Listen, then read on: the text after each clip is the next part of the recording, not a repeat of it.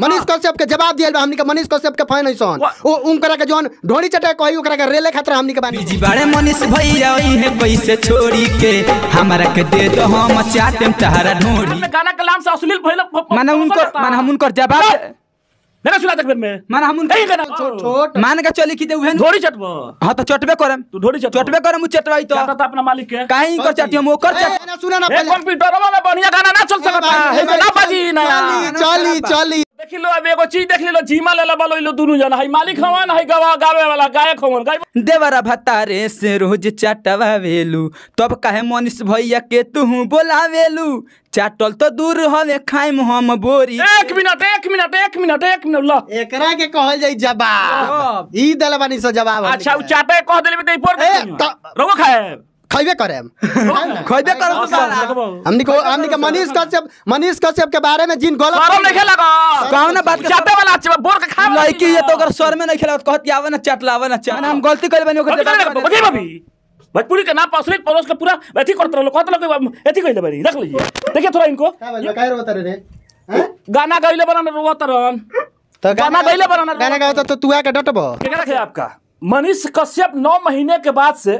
जब जेल से बाहर आते हैं तो बिहार में बस एक ही चर्चा होती है और ये चर्चा एक बिहार में नहीं पूरा भारत में हो जाता है। जबकि मनीष कश्यप का ही कहना है कि 9 महीने के बाद अपने मां के गोद में सोकर और जो बिहार सरकार है उसे कंस सरकार का तंज कसते हुए नजर आ रहे हैं। लेकिन वहीं पे कुछ लोग ऐसे भी अश्लीलता फैलाते हैं जो इंसान 9 महीने से जेल में आता है उसको कोई ये नहीं पूछता है कि भाई तुम्हारा 9 महीना कैसे कटा, तो उनके विरोध में एक गाना निकाल देती है एक लेडीज एक महिला कि आवा ना ढोनी चाट लो वाह का कहल जा उतला नहीं के आइया हे जे बात कर जी बंद कर दो तू गइले वाला गाना हां हम गइले गाना तू गइले हां गइबा मुझसे बीजी बड़े मनीष भैया वही है कैसे छोड़ी के बीजी बड़े मनीष भैया वही है कैसे छोड़ी के हमरा के दे दो हम चाहते तहरा ढूंढी के एक मिनट के ढोड़ी चटबो के करहु गौले बाड़ी उनकर के गइले बा अरे गौले नहीं कि मनीष साहब हमरा ढूंढी के चाट तू को ढोड़ी चट लेबो हां तो हम चटबे करे एंगा गाना बजेबो औ चटो हन त गाना गाइबो हां तो गाम ना एंगा बिहार गाना सुनी अरे तो बिहार सुनो तक सुनी एंगा सुनी तार गाना मान के ए महाराज तुम बाबा एंगा गइबा गाना पूछा तंता से एंगा गाना गइबा बाबू थोड़े गौले बन महाराज का होता फिर जवाब गौले बन कौन जवाब होबे उ गलती कर में तू गलती करबो उ गलती करे भी तू गलती कर लड़की को उसी लड़की के नाम पर और अपना फेमस अपना चमका रहे हैं स्टूडियो गाना गा कर हैं का भइल बा तू डटबो असली ऑनर के बा हम बनी ऑनर तू हां तू ऑनर बन हां हम ऑनर है गाना तू ही बजेले बर हम ही म्यूजिक बनल बनी हम ही गाना गवेले बनी बोलो सब के सुनेला काहे ना सुनी काहे ना सुनी आई गाना बजाओ तू सुन ले बड़ा कि ना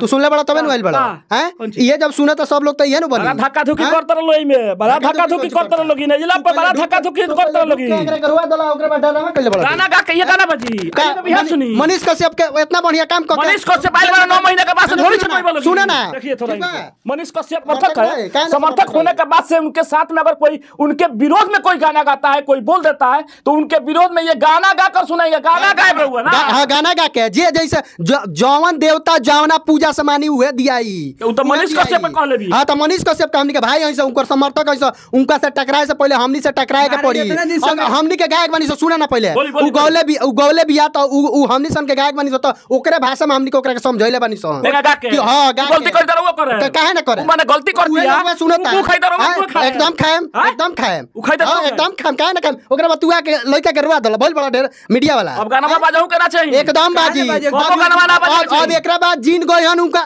एकरो ले मोट जवाब दियाई पूरा हिंदुस्तान देखी मनीष कश्यप के बारे में केहू बोली तो एकरो ले बड़का बांस रे लाई रोकी मनीष कश्यप के ढोली चाटता के चाटता ओकरा करवा चाटता ओकर हमनी के चाटम सो मनीष कश्यप बिहार के सुधारे खातिर बड़े ढोली चाटे खतरा हिकरा ऐसन हमर भाई बड़ा सुना ना जोन चटवाई ओकर चाटम सकी हमार चटी हमई कहले बन चट के अच्छा हमई कहले बनी मोकर चाटे मो करू कहतिया बेचैन बिया देवरा भतार से चटवा के हार गइल बनी बाबा तू तो ऊ का कर जाई हो छोट छोट भाई बड़ा सन ये चाट के उजर कर दिया लइका है तो शर्म बा हमरा ए तू जा हमनी के चटवा ले तू जा ढोरी वही खतरा बा ए महाराज इतना आज तीन दिन से हमरा लगा मीडिया ला फोन कर के परेशान कर प्रेशर में डाले बालू आ वही पर तू अगला तर रह गइबा त का होई गइबा त का भाई, ए भाई, बताइए ए भाई, ना होई, सुनो, उ सामान सुनो, का हो, सुनो, ढोली का हो, सुनो, सुनो काहे सुनो परसत भाई, लोग सुनो बिहार भाई। हो हाँ। ए बिहार कहीं ना कहीं अच्छा, तू हमरा के बताओ, तू हमरा के बताओ, मीडिया वाला माइक लेल बड़ो मनीष कश्यप मीडिया बंद रहले, एही से हिट भइले, बहुत बड़ा उनका प्लेटफॉर्म बा, बिहार के पूरा भारत देखेला, बोलो। हिंदुस्तान जानता। मनीष कश्यप ढोली चाटे खातिर 9 महीना से जेल में बड़े का उहे तो 1 करोड़ से 90 लाख रुपया लगा के उनका के छोड़ावल गइल ढोली चाटे खातिर। आ उ ढोली चाटे के बोलावत है तो हई जाई ढोली चाटे, ना, उ उ बिहार चाहती- सुधरी है, ई बड़ा सा चाटे खतरा भाई। चाहती है जे मनीष कश्यप और ढोली चाट लो जो देखी लो अब एगो चीज देख लो, झीमा लेला बलोइलो दुनु जना, हई मालिक हवन, हई गवा गावे वाला गायक हवन, गाइबो हो। हम गाय खोइला ही गावो। सुनी लो सुरीला के मानी लो तू बतिया हो, ठीक बा। तोरे जैसन लड़की लूट तारी सनी जतिया हो। ई लाइन तो ठीक बा, हाँ तो ठीक सुनील के हो, ई हां सुनील का नाम हो? हमरे नाम सुनी लो। तो ये ना गानवा तारा मुंह से ना निकलतला, जब निकलतला तो वो लड़किया के नामो लेके निकलला। मान लड़किया के नाम हम लड़की रखले में। ई गानवा का मतलब का हो? गानवा का मतलब ए भाई तू एक एगो बतिया तू समझत नहीं, बार-बार तरह के कहत नहीं, लड़किया के जवाब दिया तबे लोग वह सुने के चाहता था, हम क्या गाएं, घोड़ा के फोत गाएं का हैं? मने लोग सुना ना है ना, मने लोग गलती सुनाता, लोग गलती ना के सुनो, मने लोग गइले बढ़िया गाना नहीं चलो, बढ़िया गाना ना नहीं गा सको। आई दुकान है जी, निम्नो गाना होला, ठीक बा, होला जा। सब तरह के होला, लेकिन उ ना मान लिया जब इतना फेमस भइल बिया, ओकर ढोड़ी उ मनीष कश्यप से चटवा खाती, ओकर जवाब देल भाई सामने के, एगो ओकरे ना जवाब दे, सारा कोई के जवाब दे, जे जे गाई नु ओकरा के रेलाई के जवाब दिया। मने ई हो गइल कि पूरा बिहार के ठिका तुलो दुनु जना ले लेला बड़ा लोग, जब मर्जी तब गाना गाय बोलो, केहू जे गाई मनीष कश्यप के विरोध में हाँ, ठिका लेता हाँ, है। ठिका लेता है। देखिए थोड़ा ध्यान से देखिए, इन दोनों व्यक्ति ऑनर हैं और ये गाने वाले हैं, और ये पूरे बिहार में ठिका ले रहे हैं। अगर मनीष कश्यप के खिलाफ अगर एक भी गाना बिहार में बज गया, सही बात बा, एको गो ना बजा के चाहे एगो अगर बन जाई तो ओकरा ले मोट बांस रेलाई, अब ओकरा ले मोट जवाब बात दिया। जाई माने उ केतना मेहनत करके उतना आगे गइल बड़े, उ कहते ढोली चटला फिर जेल में जाके बैठ जा। बताओ ओइले भीतरी खोल के ढूक के लइका के रोवा देले, बादलन मरनी है तो हम शुक्र करा कि ना मरनी है, अच्छा मरनी है ना नु शुक्र करा, ना तो बिहार अश्लील ना चली बिहार में। काहे ना चली बिहार में चली असली? अश्लील। तू मरबा केकरा के? तू मरबा हाँ। दुनिया के लड़का के तुरवा देला हाँ, सुन ना, जैसन गाना आई गाइला, बात अश्लील गाय- के? अश्लील के? कैसन अश्लील तू कैसन अश्लील के- के बात के करता अश्लील गाना गाइला? अश्लील गाना गाइला। के गाइला और अश्लील गाना? लड़की होके गाना- कौन- लड़की होके लड़की कहत होके के ढोड़ी चाटा चाटा दिया। ढोड़ी चाटा है लड़का होके कहत लस के हम चाटा आउ, मार माने- के लड़का करो अतर मने ठिका ले ले बड़ा, के का गावता? ठीक है हम लेके बैठल बनी एकनी के ठिका देला बड़सन की मनीष कश्यप आई और मनीष कश्यप कुछ का के हम हिट होके मने हो गइल ना तो ओकरो दरवाजा पे गइल रहलो मीडिया, हाँ, तो ओकरो मीडिया- दरवाजा पे गइल रहलो, गइल रहलो। उ गइल बा तोहरो दरवाजा पे ढकल देत रह, बाहर निकल देत रह। मार बाहर के निकल देत रह। भगाएम हम तू लड़का क्या करवा देबो तेरा में इतना अथी हो गइल बा गाय वाला माइक ले मने भोजपुरी घर का हां, तीन जना करो वाला घर का हां। भोजपुरी घर के ना एकनी के घर के हो। मनीष तू घर के मनीष कश्यप के बारे में यही क्यों गाई, सुन- छोड़ सुन- सका हमने के उनकर फाइनेंसन छोड़ नहीं की सकर। एक बात है विनोद सब मनीष कश्यप जवाब देवे ना नहीं हो एकरा जैसा लड़का जवाब दियो सन हमने के जवाब दिवाइम सन। एकरा जैसा लड़की चाहे लड़का अगर ढोनी चटवैया सन तो एकरा जैसा ले लियो सन एक मिनट सुनो, शांति से सुनो, गर्मा गर्मी से काम ना चली, काल के भगैलो मरो लगे ना गई से तू कर हम नहीं करना, भाई भगवान है कौन थे जला बना ले लेखा बोले का में चीनी डाल दी, चीनी डाल दी, का करी? चीनी डाल के बतिया यार हम अंदर बने स्टूडियो में आई ले क्या करवा दले मीडिया देखी मरले अभी, मरले नहीं मरले नहीं किया अभी,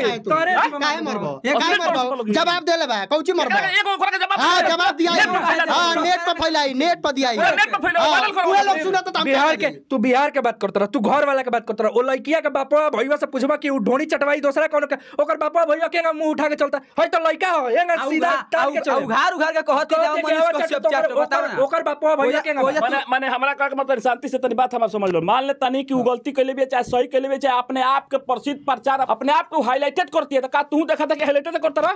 देखा देखी ना हाईलाइटेड का जवाब दिया बा ओकर जवाब दिया बा हमनी के हाईलाइटेड नहीं क्या होके के मनीष भैया के बारे में अगर केहू बोली तो ओकरा के हमनी के रेल के जवाब देम सनीच पहले एकरा जाएंगे जैसन लड़की भोजपुरी के खराब करतरी सन ए बिया औरी 3-4 गो बाड़ी सन औरी भोजपुरी के चढ़ खराब जाई, करतरी सन चढ़ जाई। तो जवाब देवे खातिर हमनी के बाड़ी सन आ एकरा जैसन लड़की या चाहे लड़का अगर भोजपुरी के खराब करिया सन तो एकरा जैसन लड़का आके जवाब दियो सन आ ए बेरा हम कह देतनी मीडिया में सब के सुन लो जे भी एंगा गावता ओकरा के जवाब दिहल जाई, ऐसा जवाब दिहल जाई ए बेरा तो तू लो देखत रहलनु पूरा हिंदुस्तान देखी कि केगा जवाब दिया जाला। अब ऊपर से मनीष कश्यप के नाम लेके केहू जगह होता है ये जो मनीष कश्यप के छोट भाई बैठल बानी सन, ठीक बा। मनीष कश्यप बिहार सुधरियन आ हमनी के इनका जैसन भोजपुरी के गायक लोग के गायिका लोग के सुधारम सन जौन ढोड़ी चाटे खाती हैगा उघार के देतनु ई एकदम रगड़ के हैगा को के चाटी ठीक लिया गइल बा। ठीक लिया गइल बा। बिहार सरकार के द्वारा मान्यता इनका प्राप्त है, ठीक है, प्राप्त बैंक। अरे बिहार सरकार ने अपना खुद के वजह से मान्यता प्राप्त बा। हमारा खुद हमरा बोले के अधिकार बा, के रोकी हमरा के बोले के अधिकार बा।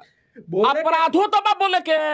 अरे तो हमें में अपराध कइले बनी चाटल कौन अपराध हो? उ चटवावत दिया तो हम चाट दली तो अपराध हो गई। हम ही कइले बानी हो, हम ही कइले बानी। का मतलब ढोड़ी माने ढोड़ी का हऊ कहले बिया हम का होला ए महाराज एक बात कही ई गाना गा के हऊ देखो कहत रहे के चाटे ना से बतिया बोर के खाए बोर के बोर के ओकरो से घोर के खइयन बोर के तो कौन चीज को सब कुछ जवन कोई उ कहती है बड़ा ढोड़ी चाटत ई कहत दो हमरा काम चाटी। आ लोग बिहार के जनता भी देख रहल बा कि कौन सही है कौन गलत बावे, तो ओकर जवाब दिया। लेकिन ओकर जवाब देख लो। देखो बिहार के जनता अगर देखी जवाब वो मोट जवाब दिया बा एकदम छनछना जाई पूरा। अगर बिहार के जनता देखित नु कि के सही बा के गलत बा तो आज उन ओकरा के लोग ना जानी, ठीक बा। अगर मीडिया वाला हैंगा ठेल के ले जाता लोग ओकरा लगे मीडिया वाला ना जाइत लोग ओकरा लगे। बिहार के जनता जाने तो कि हई अश्लील होता खराब होता तो ओकरा के प्रमोट ना करित लो, ठीक बा। हई लइका नु गाना को सबसे ज्यादा मीडिया वाला गइले बा, सबसे ज्यादा तो मीडिया वाला वायरल बहुत अच्छा हिट गाना गइले बा। मनीष कश्यप छूट के जइया आइर वनु ओकरा खातिर बहुत अच्छा एगो स्वागत के गाना गइले बा। तोरा पता बा ना ढोनी गइले बा तो तोरा पता हो गइल नु। हां ढोली का जवाब दिया बा सिंपल बात, ठीक बा। इस बात से के कोनो लइका के रुआवा मत केहू ही कहे ना। आपको हम सैल्यूट दे रहे हैं। वाकई में इनका ये बात से हम सहमत इसलिए है कि अगर आप अश्लील नहीं सुनिएगा ना तो अश्लील आएगा ही नहीं। आइबो करी नु तो ना चली तो केहू ना गाई। चलिए बिहार का मुद्दा आज मनीष कश्यप बने हुए हैं गाने को लेकर। एगो बात बोली तू तहार हई माइक देख के बस तहार इज्जत भइला जगह तू लइका के रोइला हनु ओंगा तहारा के बोला था कि हमनी के धक्का मार कोई तरह से भैया ए भाई एगो बात सुन लो हम चल जाए माइक के एगो बात सुन लो चल जाए हम खाली माइक के इज्जत बा। अश्लील आप माने हैं, अभी माने हैं, और उसको देखने वाला जनता गलत है वो भी चीज आप बता दिए हैं। तो अश्लील फिर ई कहीं के ना परोसे हम अगर केहू गाई तो जवाब दिया। सत्य भी है कि अगर आप जब तक अश्लील अगर मिटाना चाहते हैं तो ये आपके मोबाइल में है, ये ढकेला से ना हुई। जब अश्लील आवता ढकेला का रुक जाता, एक आगे बढ़ाइए और इसको कहीं ना कहीं इस पे विचार कीजिए कि हमारा भोजपुरी बचा रहे।